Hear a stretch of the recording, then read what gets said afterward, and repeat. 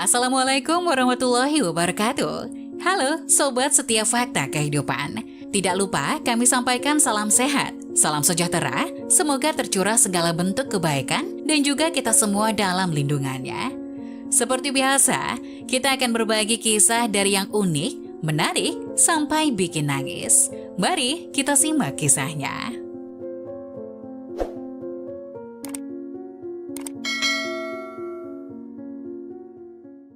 Kisah nyata rintihan istri yang suaminya berubah kasar dan nikahi mantan pacarnya. Penyesalan selalu memang datang belakangan. Terkadang penyesalan itu lebih kejam dari hakim yang menjatuhkan hukuman karena penyesalan tidak bisa diperbaiki. Seperti dicurahkan pria ini, ia kehilangan harta paling berharga di dunia ini yaitu wanita soleha hanya karena buta mata hati oleh keluarga yang hanya melihat dunia. Cerita ini adalah kisah nyata di mana perjalanan hidup ini ditulis oleh seorang istri dalam sebuah laptopnya. Cinta itu butuh kesabaran, sampai di manakah kita harus bersabar menanti cinta kita? Hari itu aku dengannya berkomitmen untuk menjaga cinta kita. Aku menjadi perempuan yang paling bahagia. Pernikahan kami sederhana namun meriah. Ia menjadi pria yang sangat romantis pada waktu itu. Aku bersyukur menikah dengan seorang pria yang soleh, pintar, tampan, dan mapan pula. Ketika kami berpacaran, dia sudah sukses dalam karirnya. Kami akan berbulan madu di Tanah Suci. Itu janjinya ketika kami berpacaran dulu. Setelah menikah, aku mengajaknya untuk umrah ke Tanah Suci. Aku sangat bahagia dengannya, dan dia juga sangat memanjakan aku. Sangat terlihat dari rasa cinta dan rasa sayangnya padaku. Banyak orang yang bilang kami adalah pasangan yang serasi. Sangat terlihat sekali bagaimana suamiku memanjakanku, dan aku bahagia menikahi dengannya. 5 tahun berlalu sudah kami menjadi suami istri. Sangat tak terasa waktu begitu cepat berjalan, walaupun kami hanya hidup berdua saja. Karena sampai saat ini aku belum bisa memberikan seorang malaikat kecil di tengah keharmonisan rumah tangga kami. Karena dia anak lelaki satu-satunya dalam keluarga, jadi aku harus berusaha untuk mendapatkan penerus generasi baginya. Alhamdulillah saat itu suamiku mendukungku. Ia menganggap Allah belum mempercayai kami untuk menjaga titipannya, tapi keluarganya mulai resah. Dari awal kami menikah, ibu dan adiknya tidak menyukaiku. Aku sering mendapat perlakuan yang tidak menyenangkan dari mereka, namun aku selalu berusaha menutupi hal itu dari suamiku. Di depan suamiku, mereka berlaku sangat baik padaku, tapi di belakang suamiku, aku dihina-hina oleh mereka. Pernah suatu ketika 1 tahun usia pernikahan kami, suamiku mengalami kecelakaan, mobilnya hancur. Alhamdulillah suamiku selamat dari maut yang hampir membuatku menjadi seorang janda kala itu. Ia dirawat di rumah sakit pada saat dia belum sadarkan diri setelah kecelakaan. Aku selalu menemaninya siang dan malam sambil kubacakan ayat-ayat suci Al-Quran. Aku sibuk bolak-balik dari rumah sakit dan dari tempat aku melakukan aktivitas sosialku. Aku sibuk mengurus suamiku yang sakit karena kecelakaan. Namun saat ketika aku kembali ke rumah sakit setelah dari rumah kami, aku melihat di dalam kamarnya ada ibu, adik-adiknya, dan teman-teman suamiku. Dan di saat itu juga aku melihat ada seorang wanita yang sangat akrab mengobrol dengan ibu mertuaku. Mereka tertawa menghibur suamiku. Alhamdulillah suamiku ternyata sudah sadar. Aku menangis ketika melihat suamiku sudah sadar, tapi aku tak boleh sedih di hadapannya. Kubuka pintu yang tertutup rapat itu sambil mengatakan Assalamualaikum dan mereka menjawab salamku. Aku berdiam sejenak di depan pintu dan mereka semua melihatku. Suamiku menatapku penuh manja, mungkin ia kangen padaku karena sudah 5 hari matanya selalu tertutup. Tangannya melambai, mengisyaratkan aku untuk memegang tangannya erat. Setelah aku menghampirinya, aku cium tangannya sambil berkata, Assalamualaikum. Ia pun menjawab salamku dengan suara yang lirih namun penuh dengan cinta. Aku pun senyum melihat wajahnya. Lalu ibunya berbicara denganku. Fis, kenalkan, ini Desi teman Fikri. Aku teringat cerita dari suamiku bahwa teman baiknya pernah mencintainya. Perempuan itu bernama Desi dan dia sangat akrab dengan keluarga suamiku. Hingga akhirnya aku bertemu dengan orangnya juga. Aku pun langsung berjabat tangan dengannya. Tak banyak aku bicara di dalam ruangan tersebut. Aku tak mengerti apa yang mereka bicarakan. Aku sibuk membersihkan dan mengobati luka-luka di kepala suamiku. Baru sebentar aku membersihkan mukanya, tiba-tiba adik iparku yang bernama Dian mengajakku keluar. Ia minta ditemani ke kantin. Suamiku pun mengizinkannya. Kemudian aku menemaninya. Tapi ketika di luar, adik iparku berkata, lebih baik kau pulang saja, ada kami yang menjaga abang di sini, kau istirahat. Anehnya aku tak diperbolehkan berpamitan dengan suamiku dengan alasan abang harus banyak istirahat dan karena psikologisnya masih labil. Aku berdebat dengannya mempertanyakan mengapa aku tidak diizinkan berpamitan dengan suamiku. Tapi tiba-tiba ibu mertuaku datang menghampiriku dan ia juga mengatakan hal yang sama. Nantinya dia akan memberi alasan pada suamiku mengapa aku pulang tak berpamitan. Toh suamiku selalu menurut apa kata ibunya. Baik ibunya salah ataupun tidak, suamiku tetap saja membenarkan. Akhirnya aku pun pergi meninggalkan rumah sakit itu dengan linangan air mata. Sejak saat itu aku tidak pernah diizinkan menjenguk suamiku sampai ia kembali dari rumah sakit. Dan aku hanya bisa menangis dalam kesendirianku. Menangis mengapa mereka sangat membenciku. Tiba-tiba saja di suatu malam, setelah makan malam usai, suamiku memanggilku. "Iya, ada apa ya?" Sahutku dengan memanggil nama kesayangannya, "Ayah. Lusa kita siap-siap ke Sabang ya." "Ada apa? Mengapa?" Sahutku penuh dengan keheranan. Astagfirullah, suamiku yang dulu lembut tiba-tiba saja menjadi kasar. Dia membentakku sehingga tak ada lagi kelanjutan diskusi di antara kami. Dia mengatakan, "Kau ikut saja, jangan banyak tanya." Lalu aku pun bersegera mengemasi barang-barang yang akan dibawa ke Sabang sambil menangis. Sedih karena suamiku kini tak ku kenal lagi. 2 tahun pacaran, 5 tahun kami menikah dan sudah 2 tahun pula ia menjadi orang asing bagiku. Kulihat kamar kami yang dulu hangat penuh cinta yang dihiasi foto pernikahan kami sekarang menjadi dingin. Sangat dingin dari es batu. Aku menangis dengan kebingungan ini. Ingin rasanya aku berontak berteriak tapi tak bisa. Suamiku tak suka dengan wanita kasar, ngomong dengan nada tinggi, suka membanting barang-barang. Dia bilang, perbuatan itu menunjukkan sikap ketidakhormatan kepadanya. Aku hanya bisa sabar menantinya bicara dan sabar mengobati penyakitku ini dalam kesendirianku. Iya, aku divonis kanker rahim stadium 3 ketika aku pernah memeriksakan kandungan ke dokter. Sedangkan suamiku tak lagi seperti dulu. Kami telah sampai di Sabang, aku masih merasa lelah karena semalaman aku tidak tidur karena terus berpikir. Keluarga besarnya telah berkumpul di sana termasuk ibu dan adik-adiknya. Aku tidak tahu ada acara apa ini, aku dan suamiku pun masuk ke kamar kami.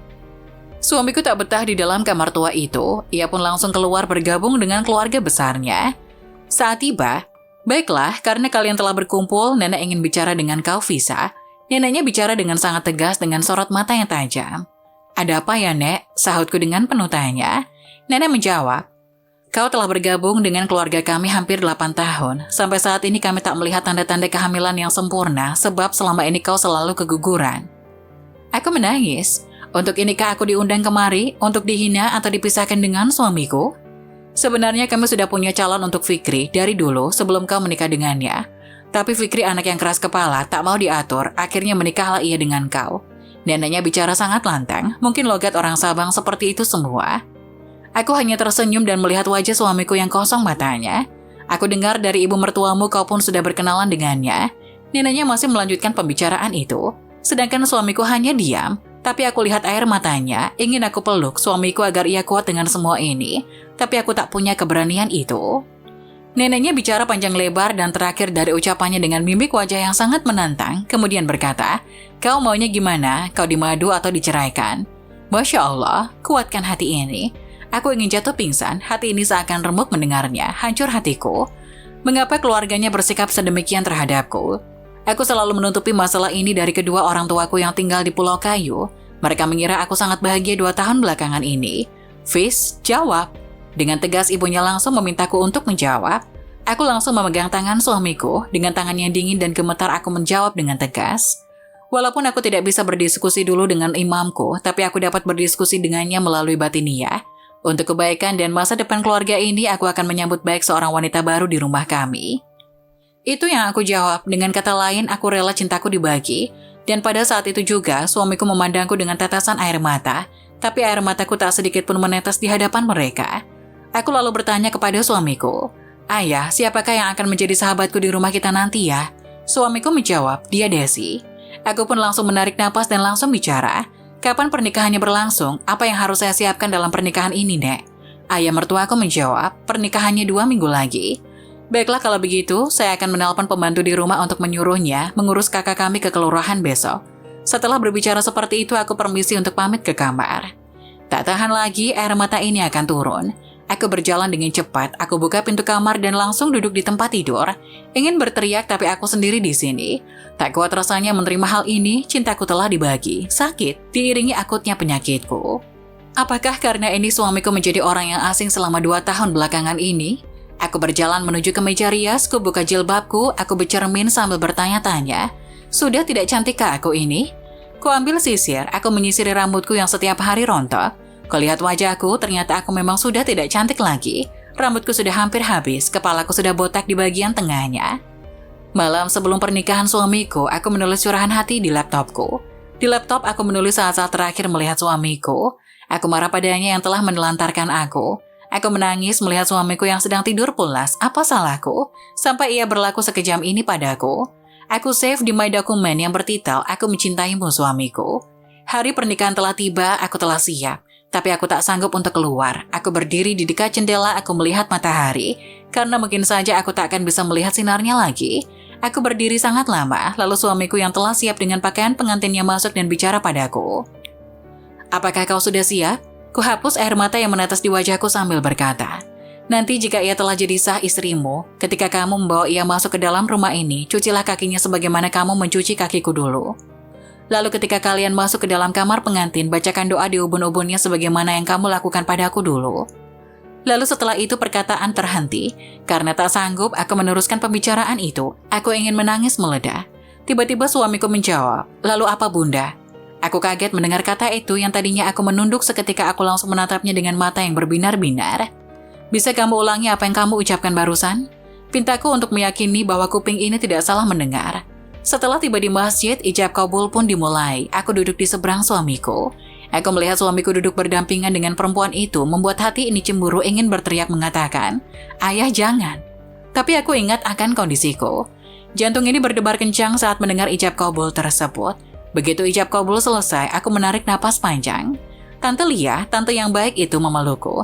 Dalam hati aku berusaha untuk menguatkan hati ini. Iya, aku kuat. Sampai di rumah, suamiku langsung masuk ke dalam rumah begitu saja, tak mencuci kakinya. Aku sangat heran dengan perilakunya. Apa iya dia tidak suka dengan pernikahan ini? Sementara itu Desi disambut hangat di dalam keluarga suamiku, tak seperti aku dulu yang dimusuhi. Malam ini aku tak bisa tidur, bagaimana bisa? Suamiku akan tidur dengan perempuan yang sangat aku cemburui. Aku tak tahu apa yang sedang mereka lakukan di dalam sana. Sepertiga malam pada saat aku ingin sholat lail, aku keluar untuk berwudu. Lalu aku melihat ada lelaki yang mirip suamiku tidur di sofa ruang tengah. Kudekati lalu kulihat, Masya Allah, suamiku tak tidur dengan wanita lain, ia tidur di sofa. Aku duduk di sofa itu sambil mengelus wajahnya yang lelah. Tiba-tiba ia memegang tangan kiriku, tentu saja aku kaget. "Kamu datang ke sini aku pun tahu," ia berkata. Aku tersenyum dan mengajaknya sholat lail. Setelah sholat lail ia berkata, "Maafkan aku tak boleh menyakitimu. Kamu menderita karena egonya aku. Besok kita pulang ke Jakarta, biar Desi pulang dengan mama, papa dan juga adik-adikku." Aku menatapnya dengan penuh keheranan, tapi ia langsung mengajakku untuk istirahat. Saat tidur ia memelukku sangat erat. Aku tersenyum saja, sudah lama ini tidak terjadi. Keesokan harinya ketika aku ingin terbangun untuk mengambil wudhu, kepalaku pusing, rahimku sakit sekali. Aku mengalami pendarahan dan suamiku kaget bukan main. Ia langsung menggendongku, aku pun dilarikan ke rumah sakit. Dari kejauhan aku mendengar suara zikir suamiku. Aku merasakan tanganku basah ketika aku buka mata ini. Kulihat wajah suamiku penuh dengan rasa kekhawatiran. Ia menggenggam tanganku dengan erat dan mengatakan, "Bunda, ayah minta maaf." Berkali-kali ia mengucapkan hal itu. Dalam hatiku, apa ia tahu apa yang terjadi padaku? Aku berkata dengan suara lirih, "Ya, Bunda ingin pulang. Bunda ingin bertemu kedua orang tua Bunda. Anterin Bunda ke sana ya. Ayah jangan berubah lagi ya. Janji ayah. Bunda sayang banget sama ayah." Tiba-tiba saja kakiku sangat sakit. Sakitnya semakin ke atas. Kakiku sudah tak bisa bergerak lagi. Aku tak kuat lagi memegang tangan suamiku. Kulihat wajahnya yang tampan berlinang air mata. Sebelum mata ini tertutup, kulafazkan kalimat syahadat dan ditutup dengan kalimat tahlil. Aku bahagia melihat suamiku punya pengganti diriku. Aku bahagia selalu melayaninya dalam suka dan duka. Menemaninya dalam ketika ia mengalami kesulitan, dari kami pacaran sampai kami menikah. Aku bahagia bersuamikan dia. Dia adalah nafasku. Untuk ibu mertuaku, maafkan aku telah hadir dalam kehidupan anakmu sampai aku hidup di dalam hati anakmu. Ketahuilah, Ma, dari dulu aku selalu berdoa agar Mama merestui hubungan kami. Mengapa engkau fitnah diriku di depan suamiku? Apa engkau punya buktinya, Ma? Mengapa engkau sangat cemburu padaku, Ma? Fikri tetap memilihmu, Ma. Aku tak pernah menyuruhnya untuk durhaka kepadamu. Dari dulu aku selalu mengerti apa yang kamu inginkan dari anakmu. Tapi mengapa kau benci diriku? Dengan Desi kau sangat baik, tapi denganku, menantumu, kau bersikap sebaliknya. Setelah kubuka laptop, kubaca curhatan istriku. "Ayah, mengapa keluargamu sangat membenciku? Aku dihina oleh mereka ya. Mengapa mereka bisa baik terhadapku pada saat ada dirimu? Pernah suatu ketika aku bertemu Dian di jalan, aku menegurnya karena dia adik iparku. Tapi aku disambut dengan wajah ketidaksukaannya, sangat terlihat ayah. Tapi ketika engkau bersamaku, Dian sangat baik, sangat manis, dan dia memanggilku dengan panggilan yang sangat menghormatiku. Mengapa seperti itu, ayah? Aku tak bisa berbicara tentang ini padamu karena aku tahu kamu pasti membela adikmu, tak ada gunanya ya. Aku diusir dari rumah sakit. Aku tak boleh merawat suamiku. Aku cemburu pada Desi yang sangat akrab dengan mertuaku. Tiap hari ia datang ke rumah sakit bersama mertuaku. Aku sangat marah. Jika aku membicarakan hal ini pada suamiku, ia pasti akan membela Desi dan ibunya. Aku tak mau sakit hati lagi. Ya Allah, kuatkan aku, maafkan aku. Engkau maha adil. Berilah keadilan ini padaku ya Allah. Ayah sudah berubah, ayah sudah tak sayang lagi padaku. Aku berusaha untuk mandiri ayah. Aku tak akan bermanja-manja lagi padamu. Aku kuat ayah dalam kesakitan ini. Lihatlah ayah, aku kuat walaupun penyakit kanker ini terus menyerangku. Aku bisa melakukan ini semua sendiri ayah. Besok suamiku akan menikah dengan perempuan itu, perempuan yang aku benci, yang aku cemburui. Tapi aku tak boleh egois, ini untuk kebahagiaan keluarga suamiku. Aku harus sadar diri. Ayah, sebenarnya aku tak mau diduakan olehmu, mengapa harus Desi yang menjadi sahabatku? Ayah, aku masih tak rela, tapi aku harus ikhlas menerimanya. Pagi nanti suamiku melangsungkan pernikahan keduanya. Semoga saja aku masih punya waktu untuk melihatnya tersenyum padaku. Aku ingin sekali merasakan kasih sayangnya yang terakhir sebelum ajal ini menjemputku. Ayah, aku kangen ayah. Maafkan aku menuduhmu istriku. Kini aku telah membawamu ke orang tuamu, Bunda. Aku akan mengunjungimu sebulan sekali bersama Desi di Pulau Kayu ini. Aku akan selalu membawakanmu bunga mawar warna pink yang mencerminkan keceriaan hatimu yang sakit tertusuk duri. Bunda tetap cantik, selalu tersenyum di saat tidur. Bunda akan selalu hidup di hati ayah. Desi tak sepertimu yang tidak pernah marah. Desi sangat berbeda denganmu. Ia tak pernah membersihkan telingaku, rambutku tak pernah dikerimbatnya. Kakiku pun tak pernah dicucinya. Ayah menyesal telah menelantarkanmu selama 2 tahun. Kamu sakit pun aku tak peduli, hidup dalam kesendirianmu. Seandainya ayah tak menelantarkan Bunda, mungkin ayah masih bisa tidur dengan belayan tangan Bunda yang halus. Sekarang ayah sadar bahwa ayah sangat membutuhkan Bunda. Bunda, kamu wanita yang paling tegar yang pernah kutemui. Aku menyesal telah asik dalam keegoanku. Bunda, maafkan aku. Bunda tidur tetap manis, senyuman jamu terlihat di tidurmu yang panjang. Maafkan aku tak bisa bersikap adil dan membahagiakanmu. Aku selalu mengiyakan apa kata ibuku karena aku takut menjadi anak durhaka. Maafkan aku ketika kau difitnah oleh keluargaku, aku percaya begitu saja. Apakah Bunda akan mendapatkan pengganti ayah di surga sana? Apakah Bunda tetap menanti ayah di sana? Tetap setia di alam sana. Tunggulah ayah di sana, Bunda. Bisa kan? Seperti Bunda menunggu ayah di sini, aku mohon. Ayah sayang Bunda. Nah, bagaimana menurut kalian? Jangan lupa tulis pendapat kalian di kolom komentar ya. Wassalamualaikum warahmatullahi wabarakatuh.